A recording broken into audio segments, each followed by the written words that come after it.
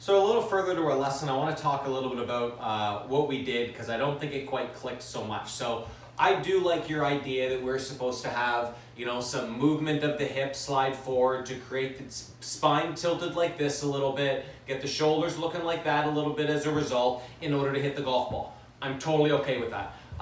When you make your move from the top of your swing, you have a drastic slide to the hips that tilts your head backwards behind the golf ball. So now that tilt that we like is too much, on the side of too much, and that gets you to start getting the golf club to work a little bit too in to out and shallow, and that's why we see those sometimes thin shots where it goes straight right, solid shots that curve too much to the left, and then sometimes even hit the ground. So we're trying to understand how the spine works. So from this perspective, it might help you out where here's the golf club and here's my spine, that when you go to the top of your swing, I'm trying to get you to feel as though that you're taking your tailbone down here and you're pushing it away from the target a little bit to try and get your head to stay still, but your hips to move back a little bit. You know, sometimes it's called sway or slide.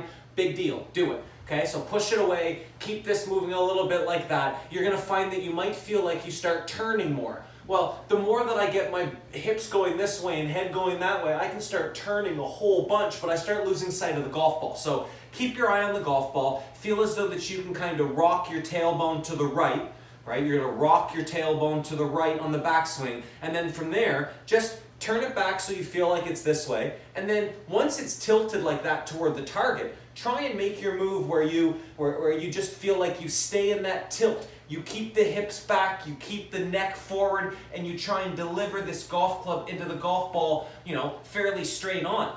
What you're going to start to realize that you're doing is that from here, as you start to keep that tilt toward the target and start to turn and unwind, you start to turn a little bit faster, easier, all right? All that stuff's happening much, much better, but all of a sudden it feels like you're going to be coming like over the top. So we've got to make sure that we orient this golf club a little bit more inside, right? And from here, now we can deliver it straight on. So we get a whole lot more turn covering the golf ball, and the club's coming more from a hitting down perspective, but from a more inside you perspective, right? Because it's tighter and closer to you. And so now when you're hitting the golf ball, it's going to feel more compressed, it's going to fly a little bit lower. You might feel like in the finish position that you're almost like bowling. No problem there. We want to try and maximize those feelings in your hit. So we've got, you know, the hips push back this way early to start the backswing. That transfers the weight.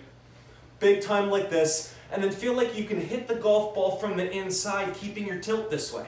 So tilt this way inside and all the way up. And keep working on that tilt the opposite way from the inside and finish your swing. And we're going to reorient your twists and your alignments doing that.